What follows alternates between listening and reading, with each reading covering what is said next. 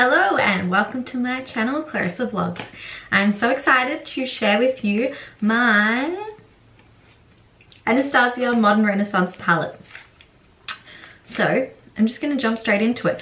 Actually, before I do, the eye makeup I have on now, it's all from this palette, and I'm going to link below the tutorial on that. May or may not be up at the same time as this. I'm going to aim to put them both up basically at the same time so that I can link them both together. So the palette comes in this packaging. So this is like the box it comes in. So it's in there.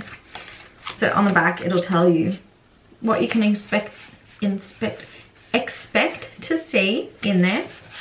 Take it out, and now this I didn't realize on YouTube, but this entire thing is very, I don't know if you can see the difference, but see how this one's shiny and then this one's very, I don't know, I thought it was pretty cool. Anyhow, fun fact. So you open it up and it comes with a, you know, those plastic things that go on top, but like nobody's got use for that. Maybe you do, tell me in the comments below. Okay, so this palette, like many others, consists of both matte and sparkly shades. So the, oh my god, gotta come around so I can see. So we've got here,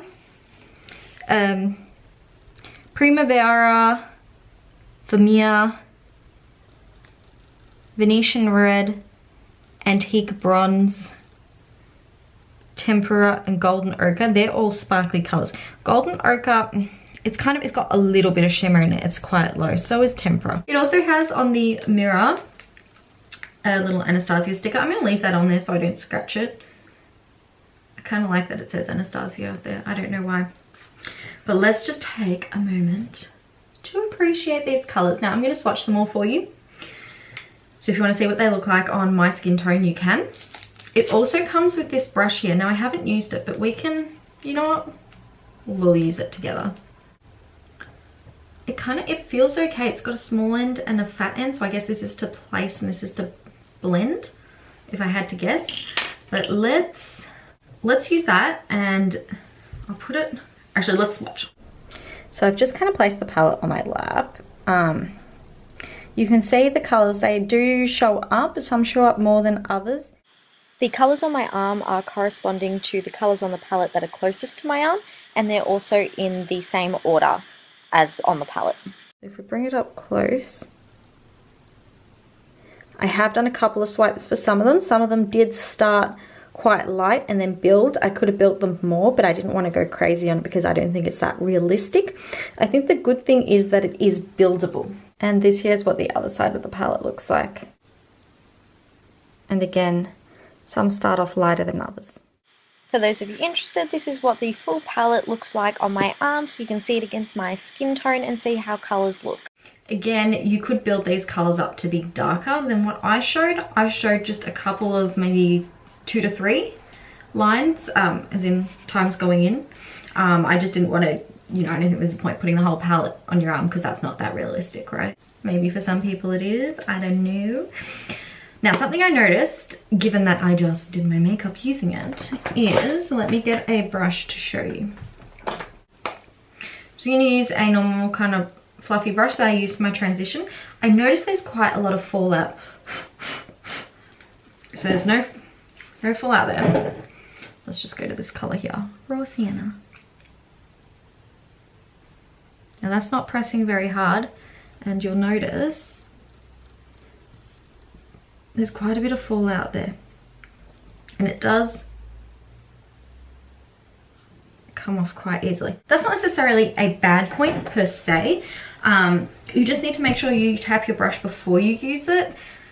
The colors, they do come on, they are quite creamy, so they do come on quite nicely. I didn't find it overly patchy. I have kind of like loose eyes, so colors always go patchy. I thought this one did actually quite okay. So as long as you're happy to, you know, just remember to tap it, I don't think it's an issue, personally. You might think differently. Everyone has a different opinion. Now, I promised we would jump in with this brush. I just saw it. Let me see. Let's go Love Letter. It's such a cute color. This is the fluffy side. What happens? Again, you can see, I don't know if you can see it, but anyway, Let's not tap it and let's just go straight on so we can see how pigmented they can be. That's actually a really good brush. So you can see there, it's come on, sorry, that's just a groove in my hand, but it's actually come on completely smooth.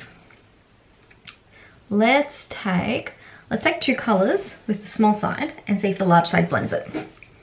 I'll do it on my arm this time, so we don't have any grooves. So let's see what colors we want to blend. I feel like this here, Real Gar, because that's just a sick color. Awesome. See how that's crazy pigmented, right? Let's just do Love Letter again. I'm gonna leave a bit of a gap just so we can see. I'll go close-ish. All right, now let's see what this does. Remember that I have left a gap. Probably shouldn't leave a gap.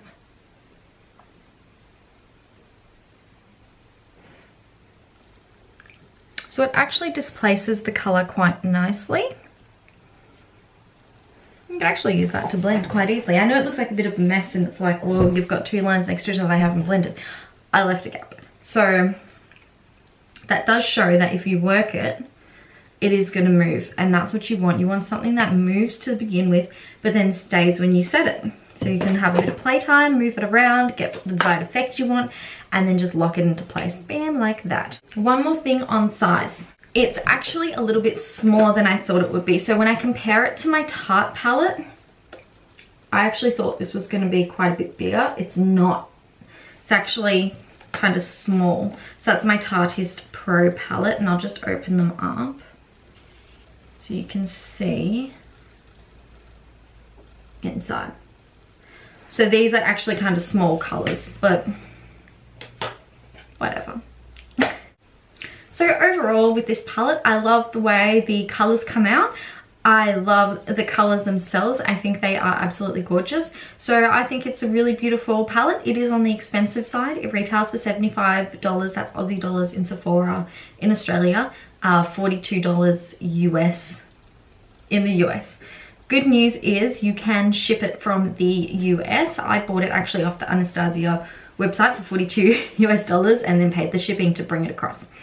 And that came out, to be honest, quite reasonable. So yeah, if you're looking for a palette with these kind of colors, I mean for autumn/fall, it's just so beautiful. So I'm really happy with this. I hope this review has made things clear for you. I hope it's given you a bit of good insight. You've enjoyed it. Hopefully it's answered a few questions or either given you a clear yes or no if you want to buy the palette. Always a good idea to go into stores. Sephora are great with having, you know, the testers lined up, so when you go in you can just try things out. I highly recommend that. Anyway, thank you guys so much for watching, and until next time, bye. Don't forget to subscribe and like.